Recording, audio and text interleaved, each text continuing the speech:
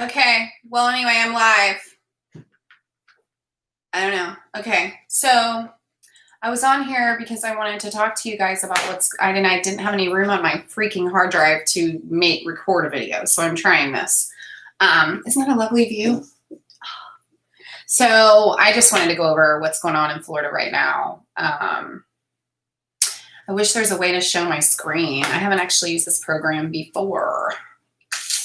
Apparently somebody's watching me. Oh my gosh. All right. So I'm going to just flip over to this other browser and read to you guys what's going on, I suppose. So first thing I saw was just, that it was on CBS yesterday that COVID-19 has surpassed heart disease as the leading cause of death in the US officially this week. I actually got my optional surgery, you guys, and survived and recovered and didn't catch COVID. Thank goodness. Interesting note, I was not tested for COVID-19. I was not tested to go into the hospital for an outpatient surgery. I mean, I didn't have symptoms. I was screened, but I wasn't tested. So FYI, and I didn't argue about it. I'm just making an observational note.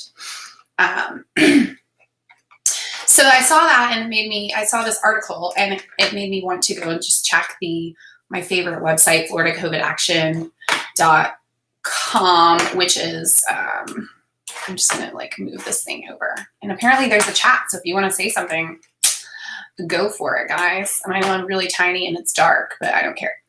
Listen to my words. All right. So when I go into floridacovidaction.com and I look at my county, the first thing I saw is right now, total deaths since March 1st, 666. So I was but I'm not trying to be superstitious, but that's a gross number. And that's how many people have died in my county, in your county, if you live in Duval County, since March 1st of COVID-19 or with diagnosis of COVID-19. There have been 494 new cases just today in Duval County in Florida. And this is in Jacksonville area, in case you're not from here, which is Northeast Florida, which is geographically one of the largest counties in the, of course I get hair on my eyelash on my eye right now, in the country, but not by population. By population, though, we're around 1 million people.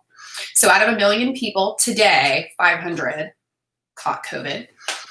So what's that percent? So just today, what percent of the population caught COVID?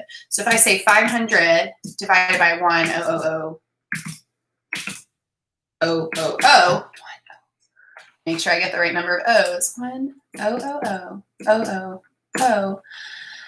And then I multiply that times 100, then 0.05% of the population caught COVID in my county today.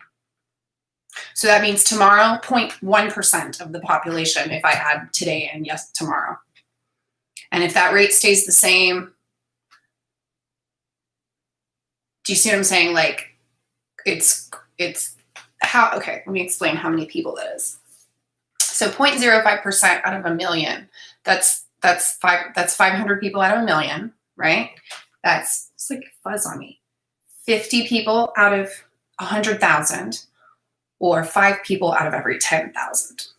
So 5 people out of every 10,000 people today, just today, caught it. But overall, since March, we had 46,606 cases here in Duval County, according to Florida COVID Action, out of, let's say, 1 million people, times 100. So almost 5%, 4.66% of the population has been diagnosed with COVID in my county since March. So what I saw when I looked at the charts was just in March and April and May, it was just the curve was just, really low while everybody was locked down. You can argue that it was because of the lockdown. You can argue that they locked us down too soon and they didn't target it to local areas enough, which I think it's maybe both. And if we had in testing, in areas deployed in a really organized manner, if the tests were available right away, then maybe they could have done that. But I feel like they locked everyone down in the beginning because they just really weren't trying to stop the spread. They were trying to slow the spread until they can get hospitals and hospital gowns and PPE and tests. it was never really about trying to squash the virus, not here in America, not from my perspective. And so herd immunity, kind of like Sweden, you know, has been sort of our goal as well, but just a more metered approach at gradually achieving this herd immunity or stalling until there was a vaccine. And I think overall that's what America's, you know, plan of action has been. If you want to acknowledge a plan of action, you may or may not. So going back to Florida and Duval County, again, nobody's died in prison here. Long-term care facility, elderly, 1,562 cases out of that, 223 deaths. So 156 cases would be 10%, but it's more than 10%. So let's see what percent of the elderly in long-term care have died. So 223 out of or divided by 1,562 times 100. That's a 14.3% death rate for people in nursing homes. So that's a big deal. You know, I have this crazy theory that it's potential that this virus could have been introduced in a number of different ways. I mean, we know viruses can spread in a number of ways. If you don't know that, then maybe you should subscribe and learn. But yes, I think viruses spread through the air. I think they spread through fecal oral. I think they spread through exchanging of fluids, like eating and drinking after each other, fomite transmission, where you touch something and then you put it in your mouth, and also potentially vaccines. So like, I just had this feeling since March, like, has anybody checked the flu vaccines to see if they're contaminated? They were all manufactured in China. And Dr. Judy Mikovits, of course, has a theory that the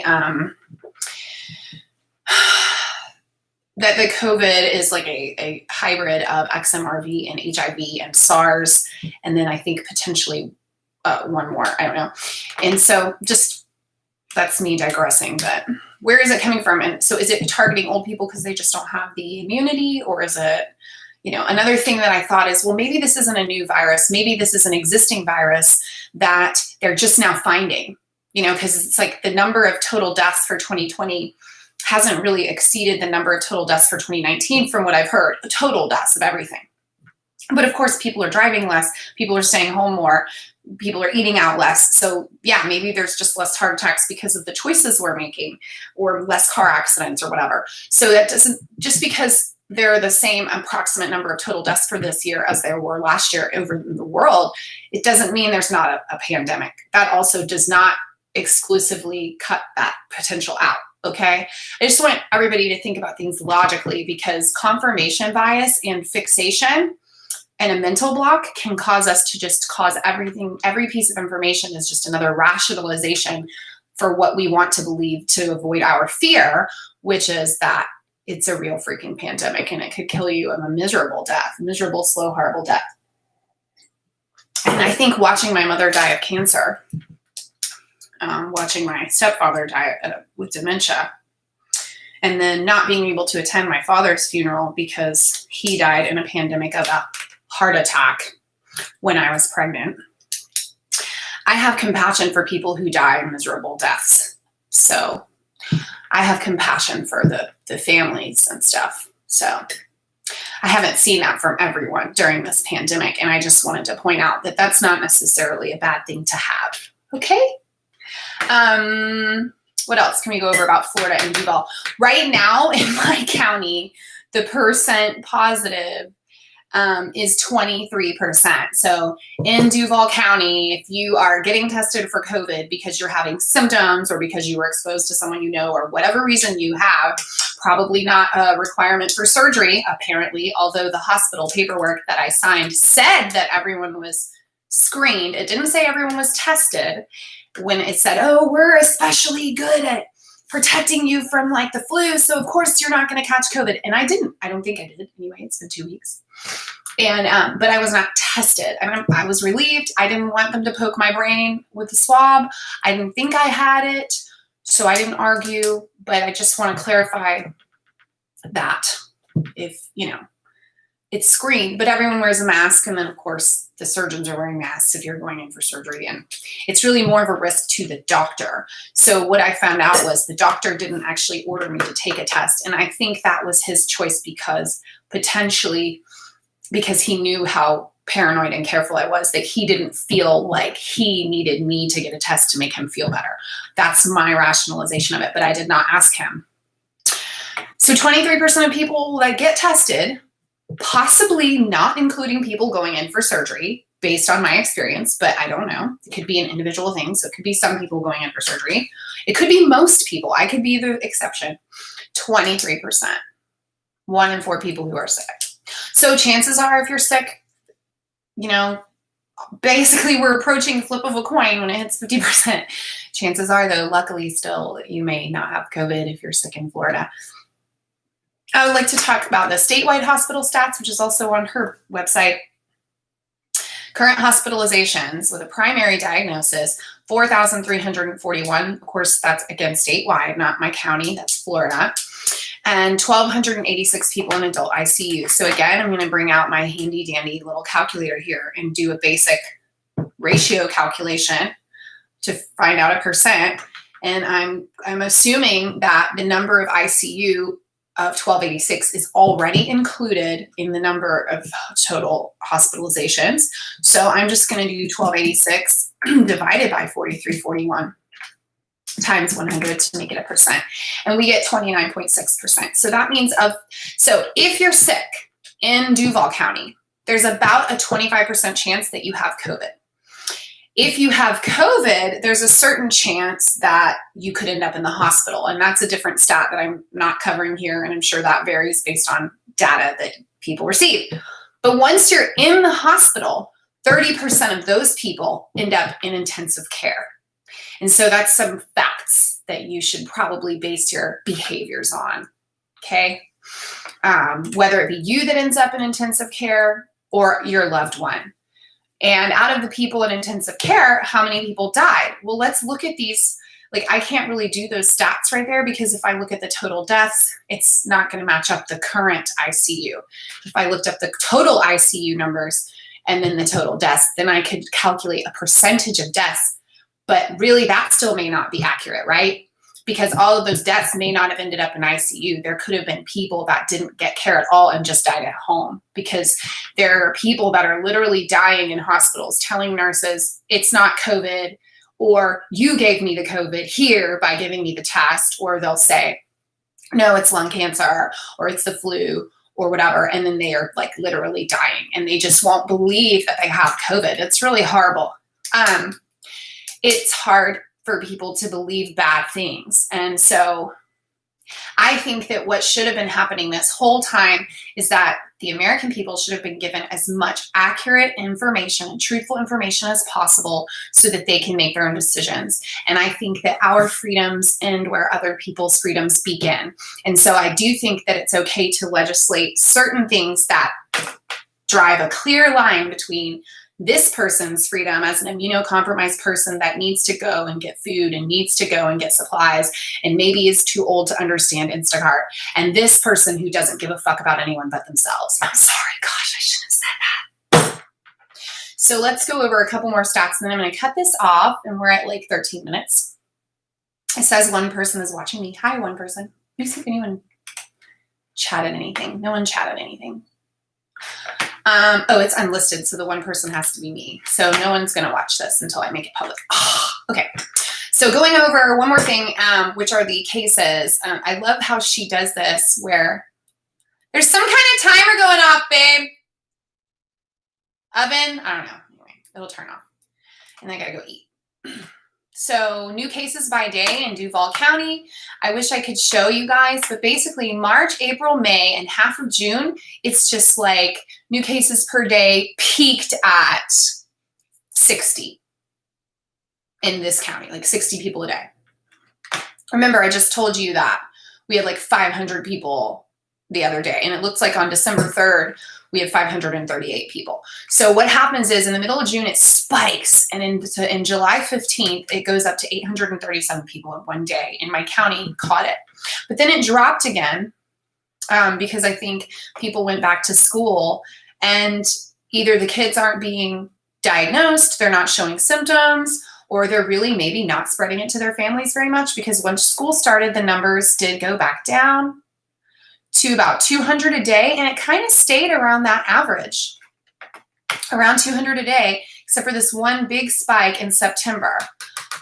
It's like a big data dump of 430 people on September 2nd, and another big data dump of 400 people on October 21st. I don't know what those are. Maybe those are pediatric data dumps, but the overall average in... Thank you. Yes, it was beeping, but I'm almost done with my thing.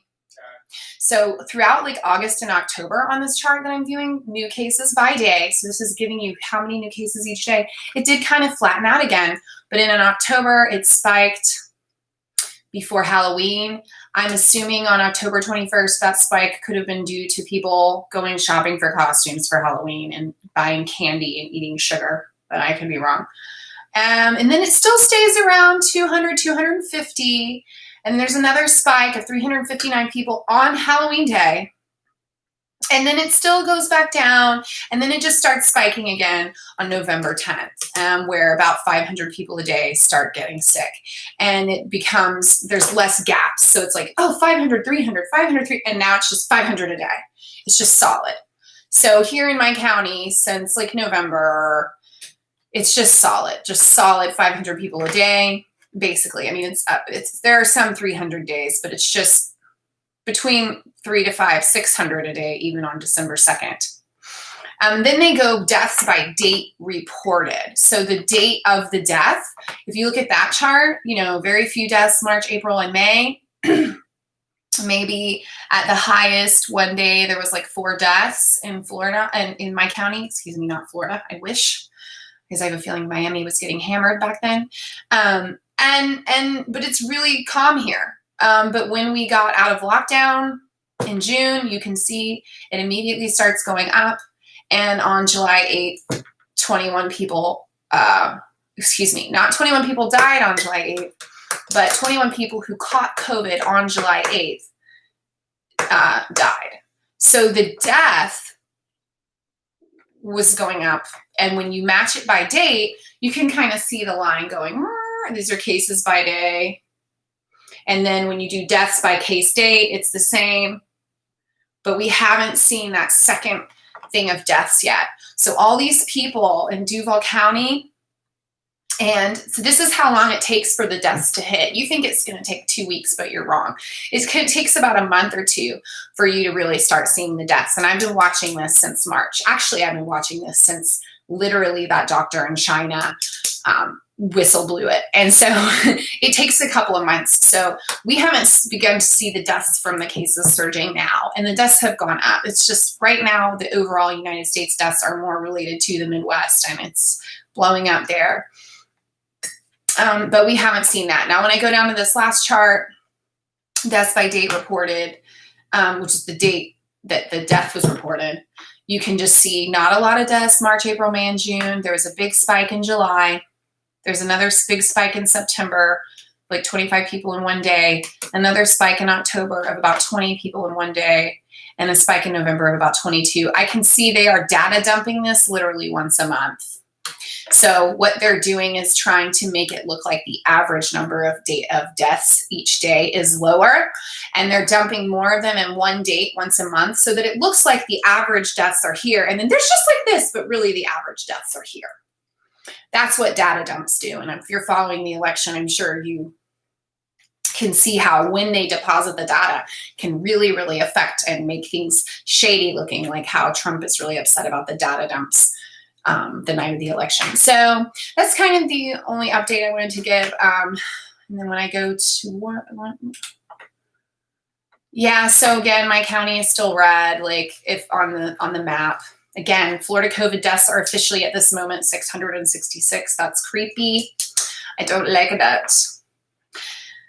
Again, one pediatric death has occurred in this county. 34 pediatric cases have gone to the hospital. 166 children in this county have gone to the emergency room. And there have been 430 new pediatric cases just this week in Duval County.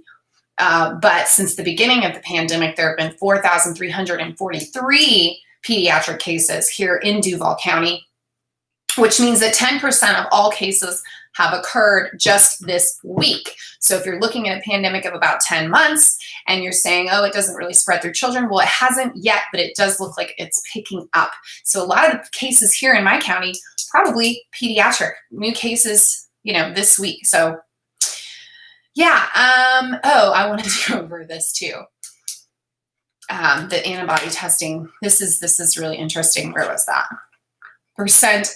I did go over the 23% of the people in this county. I did say that, but where's the antibody? So if you look at antibody testing stats, I'm not sure if this is for the state or the county. I think it is the county. Out of 16,000 people, nope, because we've got a positive and a negative. So let me add them up. So we had 16,405 negative cases, and we had 2,181 positive cases. So when you add that together, there's a total of 18,586 cases. But let's do positive over total. So 18,000, I already forgot, 506. Let's do that. So that's about 12%. So 12% of people being tested in this county have antibodies. That is the immunity. So that means that 12%, if you take it as a random, if you take it as a random sample that represents our true population, which it's not, but let's just say that it's a perfect system, then 12% of the population would have antibodies. So herd immunity is happening with or without a vaccine. Actually, if you watch my old videos on herd immunity, you would know that, in my opinion, true herd immunity is reached without a vaccine, because with a vaccine, you don't get lifelong immunity. And so it doesn't exactly work out the same. Actually, vaccine immunity has led to more elderly people having shingles, for example, as opposed to getting re-exposed to the young, healthy kids that have chickenpox. And so I have controversial views on that. But 12% of Duval County has been tested for antibodies has antibodies to COVID. So for somebody like me, who I don't think I've caught it yet, but I consider myself immune dysregulated, I don't want it.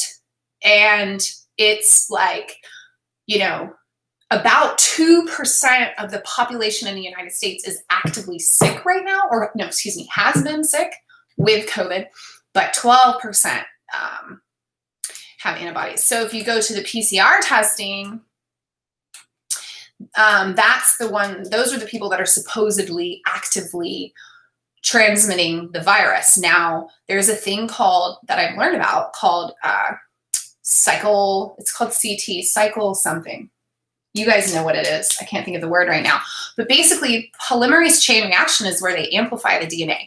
They're amplifying the DNA. They're taking a teeny bit, and then they're making it replicate. Okay, they're replicating it to a bigger amount so that they can see if this one particular strain of DNA is in that sample. Even though COVID is an RNA virus, they have to convert that RNA to DNA by giving it another strand of base pairs, and then put it in a polymerase chain reaction, and then amplify it by basically just replicating it over and over again with, I believe, a primase. But I'm in molecular biology right now, biochem. Like, I'm taking a review class right now for my master's in microbiome. And so I'm kind of getting up to date on this because I've forgotten a lot. But what they're doing is they're converting it to DNA, amplifying it, and then testing the string of base pairs to see if it matches the string of base pairs in the virus. And of course, they have to convert that back to RNA, but it's pretty easy because base pairs match up a certain way. And so of that particular type of testing called PCR, but it's combining that with antigen testing. I'm not sure exactly the difference there, but the total positive PCR in this county has been 40,000. The total antigen, 6,100. I'll have to look up the difference between those tests. But there have been a total number of tests of 378,471. So if I take open parentheses 40,506, and which is the number of total positive PCRs, and I add 6,100, which is the total number of antigen tests, and close parentheses, divide that by the total tests to date, 378,471, multiply that times 100, I get 12.3%. So that's where that's another 12%. So about 12% of people tested have shown up positive, and about 12% of the population, when tested for immunity, has popped positive for immunity. So I find that interesting that those both came out to 12%. And that's kind of all I had to say for today. And I've gone way too long. I am way too interested in biostatistics. It's nuts. I hope that this information gives you the ability to make wise choices. I hope that you have compassion for those who are suffering and not dead. We haven't even mentioned those, so I'm just going to mention those people real quick. It's not just about whether you don't know you have it or die. There are a lot of people who had it and are still suffering, and they don't know how long they're going to suffer. They have permanent or semi-permanent lung damage. They're dealing with clots. They could have a massive sudden heart attack like my father just did, who at the ER tested negative, but he had so many clots coming in. They just diagnosed him with a heart attack and treated him for the heart attack and tried to save his life. They never gave him an antibody test to see if maybe a previous infection from like a month earlier could have caused the heart attack. So, you know, there are people that are dealing with that. Clots are the biggest thing that COVID causes. Another thing that I learned in my class is that they found out that COVID, they don't talk about COVID a lot in my class, there's just one thing that was mentioned, and I'd like to share that there's a protein that COVID causes. Where is it in my notes? Called NSP1, and it actually blocks, what it does is it stops translation. So like translation is when our ribosome takes our mRNA usually through here, and it like takes that messenger RNA and it looks at it and it makes DNA, it makes proteins based on what the RNA tells it. And the RNA is telling it what our DNA said. The RNA is like delivering the message or whatever. Well, this protein here blocks the cleft where the RNA is supposed to go to be translated, which is what synthesizes proteins in our body. And then this protein here has like this crazy radius of just deflection where it just blocks everything. And then that allows the all the ribosomes to be taken over by COVID, and then COVID replicates. And that is why it can, like, people can just go downhill really, really fast. And you know, I know people think that it's not real, and I just don't think that this doctor, you know, who noticed a new respiratory virus in China and risked his life to speak out and saw this ground glass x-rays, I don't think that's a conspiracy. I think it was true. I don't think all these nurses that are speaking out, like, I don't think they're all lying. I just don't. I think that's an extreme viewpoint.